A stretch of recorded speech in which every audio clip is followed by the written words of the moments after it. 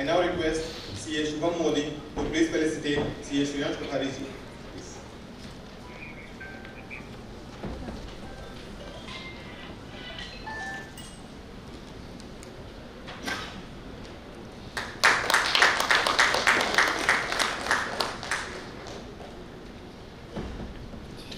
With this, we come to the conclusion of this session. I now request CA Devvrat III, Secretary, Tinsuka branch of EIRC, to please come on the stage and offer the formal vote of thanks, please. Thank you. Respected seniors, dignitaries, and fellow professionals, I would like to express my heartfelt gratitude to each and every one of you for making this session a resounding success. To our esteemed speakers, CA Monica Chaudhary and CA Shriyansh Kothari, we are deeply grateful for your invaluable insights, expertise, and time. Your contributions have enriched our understanding of building workflow with Google Apps scripts and automation of GST forms. To our participants, we appreciate your active engagement and enthusiasm. Your participation has made this session a truly interactive and meaningful experience. Once again, thank you all for your presence, contribution, and support. Have a great afternoon. We from EIRC would like to thank each one of you for showing so much of interest and keeping the hall power packed in each of the AI sessions, and that gives us impetus to hold as good seminars on AI as we can. And we are also going to have AI Summit on 13th and 14th of December at Center of Excellence, COE Kolkata, and we would try to curate it in the most fascinating manner so that it can be more knowledgeable than before. We have now with us Mr. Ankit Virani ji from Sovit. Ankit Virani ji is the founder of Sovit, India's leading AI. We'd like to welcome Mr. Ankit Virani ji on the dais, please. So, we keep on hearing of Sovit either in Facebook or in Instagram or at various places, and many of you are already the users of it. And he's the founder, so let me welcome him with full rounds of applause. With expertise in finance, ERP, and SaaS development, Ankit ji focuses on streamlining accounting and practice management for chartered accountants and tax professionals across India. Before Sovit, Ankit ji co-founded Coruscate Solutions, driving automation and digital solutions across industries. Today, he's focused on building next-gen AI tools that boost accuracy and efficiency of thousands of firms. A strong advocate for digital transformation in traditional sectors, Ankit often speaks on the role of AI in the accounting and compliance ecosystem and is known for his practically empowering approach to technology. We would like to welcome Mr. Virani. Yeah. May I request CA Sumit Vihani ji to please welcome him.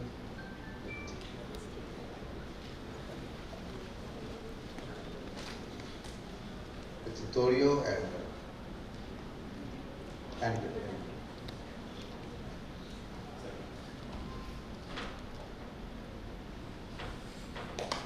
thank you, Mr. Virani, for accepting our offer to speak. Hope you are enjoying lunch. सभी का lunch हो गया होगा. Yes. So thank you sir.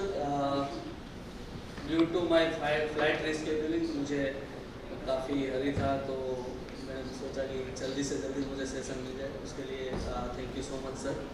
And 15 minute है हमारे पास, तो directly सुविध कैसे tax professional को हेल्प करता है उसके थोड़े क्लिप्स ही अभी बता पाऊँगा मैं, और डिटेल में डिस्कस करना होगा तो मैं डेस्क पे मेरा कॉन्टैक्ट और ईमेल आईडी दे दूँगा, तो आप कभी भी मुझे कनेक्ट कर सकते हैं for AI. Not only for Suvidh, आप कभी भी कोई भी ऑफिस ऑटोमेशन या AI के रिगार्डिंग डिस्कस करना चाहते हो, आइडिया कोड शेयर करना चाहते हो, तो भी I am open to discuss. So basically Suvidh tax professional के लिए कैसे हेल्प करता है उसकी थोड़ा डिस्कशन कर लेते हैं. तो हमने जो टूल बनाया वो specifically accounting automation, communication automation and GST automation के लिए. सो एक इकोसिस्टम डिज़ाइन करने के पाथ पे हम चल रहे हैं, जहाँ पे हमने ऑलरेडी मेजर 3 फंक्शन लॉन्च कर दिए. First is accounting automation, second is GST and third is check.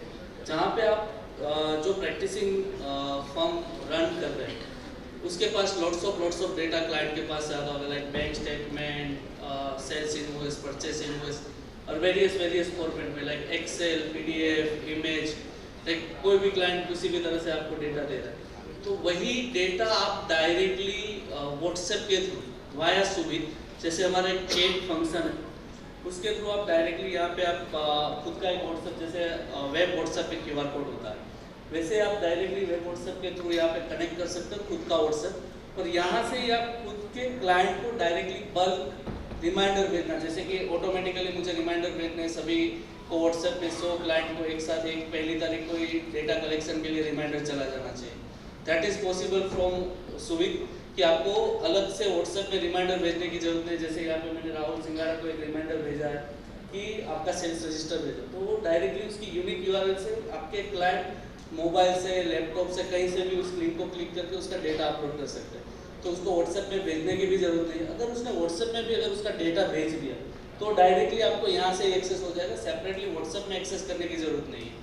और वो जो डेटा आ रहा है आपका, तो उसके बाद का आपका सेकंड स्टेप होता है कि जितने भी व्हाट्सएप या ईमेल का जो डेटा है उसको डाउनलोड करना, क्लाइंट वाइज फोल्डर में सेग्रीगेट करना, वो सब चीज़। जहाँ पे यहाँ पे क्या होगा कि डायरेक्टली जो भी क्लाइंट ने जो डेटा भेजा है वो क्लाइंट वाइज ऑटोमेटिकली सेग्रीगेट हो जाएगा और उसके ड्राइव के फोल्डर में स्टोर हो जाएगा। उसके लिए हमने अलग और एक फंक्शन बनाया जो है हमारा सुविध ड्राइव, जहाँ पे आपको क्लाइंट वाइज फोल्डर में पूरा स्ट्रक्चराइज डेटा मिल जाएगा। मीन्स आपके क्लाइंट को जो व्हाट्सएप करना था वो टास्क पूरा जीरो हो गया। उसके बाद सेकंड टास्क होता है कि लाइक उसके क्लाइंट का डेटा डाउनलोड करके फोल्डर में स्ट्रक्चराइज वे में सेटल करना, तो ऑटोमेटिकली एआई सिस्टम ही आपको करके देगी कि लाइक जितने भी फोल्डर से क्लाइंट वाइज बन जाएंगे, कंपनी वाइज, और उसमें उसका डेटा सिक्योरली स्टोर हो जाएगा।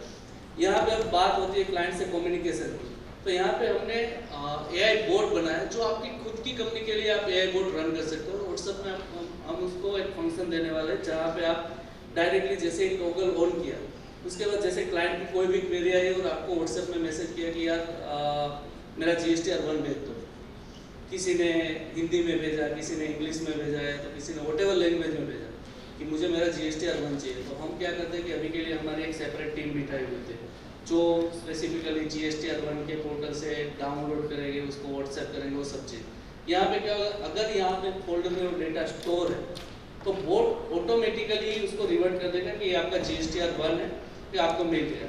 तो आपको सेपरेटली क्लाइंट को रिप्लाई करने के लिए टीम अलग से रखने की जरूरत है और ऑन टाइम रिप्लाई मिल जाएगा। सेकंड ड्राइव के बाद होता है KYC, लाइक अपने अपने KYC के क्लाइंट के डॉक्यूमेंट यहाँ पे स्टोर रखे हैं, तो उसका PAN card, Aadhaar card, GST certificate, income tax certificate, client कोई भी उसको क्वेश्चन कर रहा है उसके क्वेश्चन का आंसर बोर्ड खुद से ही दे देगा। उसके बाद वो डेटा आया तो उसका क्या करना है, जैसे कि बैंक स्टेटमेंट आ गए, सेल्स परचेस के इनवॉइस आ गए, या तो एक्सेल फाइल आ गई, तो उसके लिए हमारा जो सबसे ज़्यादा अभी के लिए सबसे ज़्यादा यूज होने वाला फंक्शन है bank statement and purchase invoice का ऑटोमेशन, जो हमने सबसे पहले लॉन्च किया था। जो से एग्जांपल उसने बैंक स्टेटमेंट हमें भेज दिया है, तो आप डायरेक्टली बैंकिंग में जाओ, इस बैंक स्टेटमेंट को डायरेक्टली वहाँ पे अपलोड किया। यहाँ पे आप जैसे कि ये PDF फाइल, लाइक ये मिडल ईस्ट कंट्री की PDF फाइल है, आप कोई भी कंट्री का स्टेटमेंट यहाँ पे अपलोड कर सकते हो, कोई भी कंट्री की कोई भी बैंक का। तो वो डेटा जैसे एक्सट्रैक्ट होगा, जैसे आपने PDF फाइल अपलोड की, तो इस मैनर में पूरा डेटा स्ट्रक्चर है आपको मिलेगा, लाइक उसकी डेट, उसका नरेशन, पेमेंट है कि रिसिप्ट है, amount, suggested ledger and ledger. तो अगर मैंने पहले से सुविध को यूज करना स्टार्ट कर दिया तो आपको ऑटोमेटिकली आपके जो पास्ट डेटा में जो आपने लेजर सिलेक्ट किया बेस्ड ऑन नरेशन, उसके बेस पे नेक्स्ट स्टेटमेंट में आपको सजेस्टेड लेजर भी मिल जाएगा कि लास्ट टाइम आपने इस नरेशन पे इस टाइप का लेजर सिलेक्ट किया, वो लेजर भी डायरेक्टली टेली से सिंक है। तो हमारा जो इंटीग्रेशन है टेली से सीमलेस इंटीग्रेशन है, जहाँ पे आप खुद के लेजर, खुद का ट्रांजेक्शन का डेटा सिंक कर सकते हो और उसके बेस पे इसको ऑटोमेट कर सकते हो। यहाँ जैसे ही आपने लेजर सिलेक्ट किया, यहाँ पे ऊपर सेंड टू टेली का एक बटन है, जहाँ पे आप डायरेक्टली ये पूरा डेटा टेली में भेज सकते हो। से एग्जांपल इसमें 200 एंट्री है, 2000 एंट्री है, 10,000 एंट्री, डजंट मैटर कितनी भी एंट्री, आप डायरेक्टली यहाँ से सिलेक्ट ऑल करो और सेंड टू टेली करो, तो आपकी एक साथ जितनी भी एंट्री हो चली जाएगी। यहाँ पे हमने कुछ ब्यूटीफुल फिल्टर्स भी दिए जहाँ पे आप बल्क एंट्री भी कर सकते हो, जैसे कि कैश डिपॉजिट का कोई ट्रांजेक्शन हो गया, या तो यहाँ पे शायद बाहर की कंट्री का होगा तो केस वाला पार्ट नहीं होगा, पर CCDM करके ट्रांजेक्शन है। तो जैसे CCDM डिपॉजिट, तो यहाँ पे जितने भी CCDM है उसको हम केस कंसीडर करके उसको डायरेक्टली एक साथ सिलेक्ट करके यहाँ पे बल्क लेजर भी सिलेक्ट कर सकते हो कि मुझे यहाँ पे इसका केस लेजर सिलेक्ट करना है, दैट्स इट। तो यहाँ पे जैसे मैंने केस लेजर सिलेक्ट किया और सेंड टू टेली किया तो डायरेक्टली वो 30 के 30 ट्रांजेक्शन आपके टेली में चले गए। Same like in purchase bill and sales bill, आपके पास कोई भी फॉर्मेट में मीशो, फ्लिपकार्ट, मिंत्रा या तो व्हाटएवर ई-कॉमर्स की फाइल यहाँ पे आ रही है तो आप डायरेक्टली उसको without any formatting directly system में अपलोड करके उसका अकाउंटिंग कर सकते हो as well as GST return file भी कर सकते हो। अगर कोई ऐसे पर्सन है जो एक्सेल में फाइल नहीं भेज रहे, PDF में भेज रहे और PDF में भी वो उसकी फाइल इतनी खराब है कि यार उसमें कुछ डेटा डिटेक्ट होने का मुश्किल दिख रहा है, तो आप उसको भी यहाँ पे अपलोड कर सकते हो। जैसे कि मैं फाइल का एग्जांपल सेट करता हूँ, दिस इज द फाइल, जिसमें शायद हमें भी विजुअलाइज करना थोड़ा मुश्किल है। उसी फाइल में से माधव इंडस्ट्रीज, उसका GST नंबर, उसका सप्लायर नंबर, डेट, उसका परचेस का जो लेजर ऑटोमेटिकली जो बेस्ड ऑन डेटा सिलेक्ट करना चाहिए और परचेस लेजर सिलेक्ट हो गया, उसका MP code, service, quantity, rate, amount, सब चीज़, इवन उसका GST, CGST एंड SGST, तो उसका पूरा जो बिल था उस तरह से आप इसके इनवॉइसेस भी अपलोड कर सकते हो। कभी कभी ऐसा भी होता है कि क्लाइंट एक ही फाइल में 100 इनवॉइस भेज देता है, एक ही PDF होती है उसमें 100 इमेजेस उसने रख दी। You can upload also this file, तो 100 इनवॉइस होंगे ना तो सिस्टम ऑटोमेटिकली डिटेक्ट कर लेगी कि एक ही फाइल में 100 इनवॉइस है, उसके 100 रो आपको दिखा देगी यहाँ पे ट्रांजेक्शन लिस्ट, तो आपको उसको सेपरेट करने की भी जरूरत नहीं।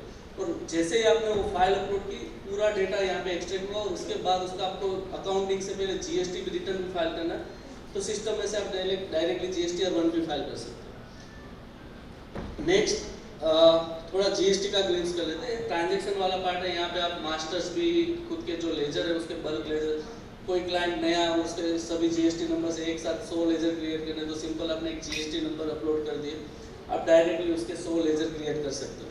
अभी एनालिसिस की बात करें कि टेली का डेटा है, मुझे एनालिसिस करना है और मुझे उसके लिए भी अलग से सिस्टम नहीं लेना, तो आप डायरेक्टली वो जो टेली का जो मास्टर डेटा है, वाउचर डेटा सिंक किया, उसका इस तरह से पूरा एनालिसिस भी कर सकते हो। खुद के हिसाब से क्यूरेटेड डैशबोर्ड भी बना सकते हो कि जो स्पेसिफिक कंपोनेंट का ही दिखना चाहिए, तो आप यहाँ से वो पूरा डैशबोर्ड खुद के हिसाब से भी डिज़ाइन कर सकते हो। उसके डिटेल एनालिसिस के रिपोर्ट चाहिए तो आप कर सकते हो, जैसे कि कंट्री वाइज करोगे कि मुझे पूरे क्लाइंट का सेल्स देखना है, कौन से स्टेट में कितना है, तो भी आप यहाँ से उसका एनालिसिस देख सकते हो। सेकेंड है GST के अंदर मेजरली हमने 4 फंक्शन डेवलप किए। फर्स्ट इज ओवरव्यू, तो आपके पास जितने भी क्लाइंट है, आपने अगर एक बार नंबर अपलोड किया विद पासवर्ड एंड ID, तो आपको पूरा यहाँ से पहले तो एक ग्लिम्स मिल जाएगा कि आपके पास टोटल GSTN कितने, उसमें से वैलिड GSTN कितने, इनवैलिड कितने, एक्टिव कितने, सस्पेंड कितने, कैंसिल कितने, डायरेक्टली API से डेटा फेच करके। तो आपको यहाँ पे एवरी टाइम अपडेट करने की भी जरूरत नहीं है, ऑटोमेटिकली ये डैशबोर्ड अपडेट होता रहेगा। उसमें से भी आपको जो डेटा यहाँ पे दिख रहा है उसमें इस करंट मंथ में मेरा ड्यू वर्क कितना है, लाइक टोटल GSTR 1 इतने थे, GSTR 3 भी इतने से, उसमें से पेंडिंग इतने हैं और कंप्लीटेड इतने हैं। तो यहाँ से आपको पता चल जाएगा कि आपकी टीम का कितना काम पेंडिंग है। अगर कितना काम पेंडिंग है तो कौन से पर्सन का काम पेंडिंग है, तो आप पेंडिंग पे क्लिक करोगे तो वहाँ पे वो भी दिख जाएगा कि असाइन इन एम, इस अगर आपने इस कंपनी को किसी को असाइन किया तो इस बंदे का इतना काम पेंडिंग। तो GST का पूरा एक ही सेकंड में आपको without any sync, without any manual work आप पूरा कितना काम पेंडिंग है, कितना हो चुका है विद ARN नंबर, वो भी आप यहाँ से देख सकते हो। से एग्जांपल आपको कस्टमर की नोटिस देखनी है तो ऑर्डर का ट्रैक रखना है, तो आप यहाँ पे पूरा कैलेंडर व्यू एंड लिस्ट, तो सभी कंपनी के कितने नोटिस आए, ओपन कितने, इश्यू कितने, क्लोज कितने, जनरल नोटिस, एडिशनल नोटिस। अगर मुझे कैलेंडर व्यू में नहीं देखना है इस मंथ की, मुझे टोटल कंपनी व्यू में देखना है, तो आपको यहाँ पे पूरा कंपनी व्यू मिल जाएगा। तो टोटल कंपनी में कितनी नोटिस है वो भी आप यहाँ से ट्रैक कर सकते हो। GSTR टू बी रिकंसाइलेशन, जहाँ पे आप डेटा अपने हिसाब से खुद के इंजन को कॉन्फ़िगर कर सकते हो। सबसे बड़ा प्रॉब्लम है GSTR टू बी रिकंसाइलेशन में काफ़ी सारे टूल होते हैं, बट सभी की एक मेथड होती है और सभी कंपनी में अलग अलग होता है। जैसे कि छोटी कंपनी है तो यार इनवॉइस नंबर का एरर होगा तो उसको भी रिकंसाइलेशन कर लेना, उसको पार्शियल मैच या अनमैच में नहीं दिखाना है। लाइक इनवॉइस में 10-20% का अगर कुछ डिफरेंस आ रहा है फिर भी वो चला लेना है, मुझे रिकंसिलिएशन करके दो, मुझे मैनुअल नहीं करना, इनवॉइस नंबर हो गया, अमाउंट हो गया। तो हमने हर कंपनी वाइज खुद को कॉन्फ़िगर करने के लिए एरर कॉन्फ़िगरेशन इंजन दिया। तो इट्स लाइक अ प्रॉम्प्ट, जैसे कि आप प्रॉम्प्ट में जीपीटी में प्रॉम्प्ट लिखते हो कि मुझे इस डेटा का रिकंसिलिएशन करना है, तो इस तरह से ही करना है।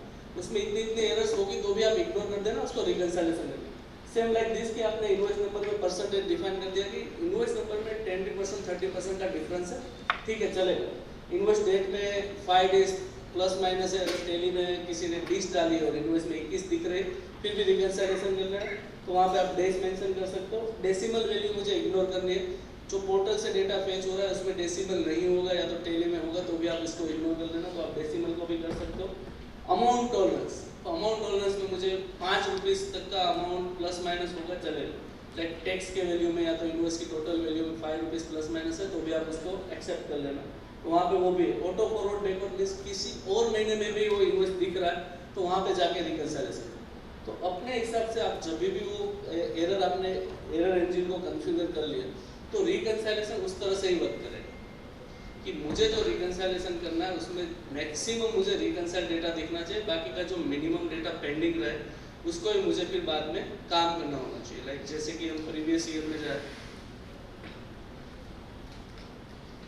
इस तरह का कुछ व्यू होगा कि जहाँ पे आपको खुद की क्रेडिट का भी यहाँ पे पता चलेगा कि अगर आपने क्रेडिट इंजन को भी कॉन्फ़िगर किया तो किसकी क्रेडिट लेनी चाहिए, किसकी नहीं लेनी चाहिए, जो आपने पहले से जीएसटीआर नंबर ब्लॉक किया। से एग्जांपल आईआरसीटीसी की क्रेडिट, तो पहले से ही मैंने आईआरसीटीसी का जीएसटी नंबर ब्लॉक में रख दिया कि मुझे उसकी वॉलंटियर फॉरेन क्रेडिट रखनी है, तो ऑटोमेटिकली कभी भी आईआरसीटीसी का बिल आया तो बाय डिफॉल्ट आप कभी भी गलती से भी वो क्रेडिट क्लेम नहीं कर पाओगे। यहाँ पे ऑटोमेटिकली दिख जाएगा कि वो क्रेडिट आपने पहले से ब्लॉक में रखी। बाकी की जितनी भी एलिजिबल है वो एलिजिबल दिखेगी, मैच पार्शियल में, तो हर तरीके से यहाँ पे आप क्रेडिट कर सकते हो। और जितने भी नॉट इन टेली इनवॉइस है उसको डायरेक्टली आप यहाँ से ही टेली में अकाउंटिंग भी कर सकते हो। जैसे कि नॉट इन टेली के इनवॉइस जितने मुझे दिख रहे हैं उसको मुझे उसका अकाउंटिंग करना है, तो मैंने सिंपल यहाँ पे फिल्टर किया, यहाँ पे मैंने सिलेक्ट किया, यहाँ पे ऑटोमेटिकली ऑप्शन ओपन हो जाएगा बल्क क्रिएट इनवॉइस। मैं सिंपल यहाँ पे क्लिक करूँगा तो ऑटोमेटिकली सब डिटेल फिल हो जाएगी। जहाँ पे मिसिंग डिटेल उसको मैं बल्क आइटम, अगर मुझे आइटम इनवॉइसिंग करना है, तो अगर मुझे अकाउंटिंग इनवॉइस करना है तो सिर्फ लेजर को पोस्ट करो और सेंड टू टेली करने पे आपके 2D के पूरे डेटा आप डायरेक्टली टेली में भी भेज सकते हैं। तो यहाँ से पूरा जीएसटी और रिकंसिलिएशन प्लस अकाउंटिंग दोनों पार्ट आप यहाँ से मैनेज करते हो। Same like return filing and data overview में हमने कुछ ऑप्शन दिए, जैसे कि काफ़ी बार ऐसा होता है कि लास्ट मोमेंट पे क्लाइंट का डेटा है तो मुझे अब अकाउंटिंग करने का टाइम नहीं है, तो आप डायरेक्टली यहाँ पे अपलोड बटन पे क्लिक करके, जैसे यहाँ पे आपको ऑप्शन दे रहे हैं कि इनवॉइस इमेज पीडीएफ, तो किसी क्लाइंट ने इमेज की फाइल भेज दी तो आप डायरेक्टली बल्क अपलोड कर दो। अगर किसी ने फ्लिपकार्ट की फाइल भेजी आप यहाँ से डायरेक्टली अपलोड कर दो, अमेजोन गवर्नमेंट की फाइल का फॉर्मेट या तो any format, any in the sense आपको उतना भी टाइम नहीं बचा है कि लाइक आप डायरेक्टली उसको रिफॉर्मेटिंग करके उसके बाद रिटर्न फाइल करो। तो कोई भी फॉर्मेट की एक्सेल आपने अपलोड कर दी, वो पूरा डेटा इंजन रीड करके आपको जो GSTR1 के फॉर्मेट में जो डेटा चाहिए होगा वो कन्वर्ट करके यहाँ पे डायरेक्टली रेडी अवेलेबल कर देगा। आपने रिव्यू किया, उसकी एरर फिक्स की और सिंगल क्लिक पे आप GSTR1 भी फाइल कर सकते हो। तो अगर अकाउंटिंग टेली में नहीं भी हुआ तो आप डायरेक्टली यहाँ से GSTR1 तो फाइल कर ही सकते हो। So that is the GST वाला part. I think time is over. So if you have any question or हम 2 मिनट में उसको एड्रेस कर सकते हैं।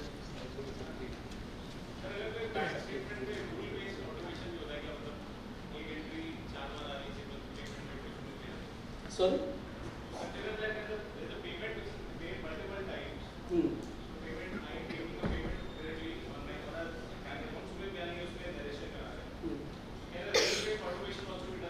यस यस, तो अगर आपके पास मैंने जो सजेशन लेजर्स बताया था वो आप जितने फिल्टर करते जाओगे उस तरह से, अगर आपके पास मैनुअल रूल भी है तो आप डायरेक्टली यहाँ पे अपलोड कर सकते हो कि इस टाइप का कोई नरेशन है तो बाय डिफॉल्ट यही लेजर सिलेक्ट करना। अगर आपने सिस्टम को बता दिया, वैसे आपके पास अगर एक्सेल मेंटेन है तो आपने पहले से बता दिया, तो आप सभी कंपनी में उस तरह से ही ऑटोमेटिकली लेजर हर बार हो जाएगा। इवन आपको एक कंपनी में किया और उसको रेप्लिका करना है सभी कंपनी में, जैसे कि आप 100 कंपनी का अकाउंटिंग कर रहे हो, केस का मुझे फिक्स है कि केस कोई भी कंपनी में आए मेरा केस लेजर ही सिलेक्ट होना चाहिए, तो अगर वो रूल बना दिया तो सब जगह पे सभी कंपनी में वो रूल एप्लीकेबल हो जाए। Anyone else?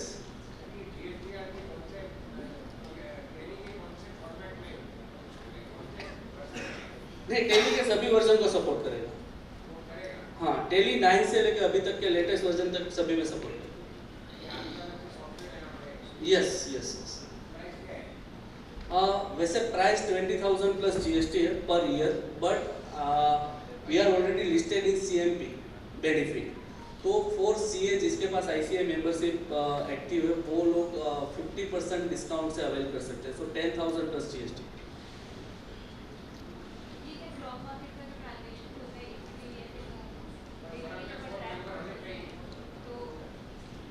एक मिनट सर,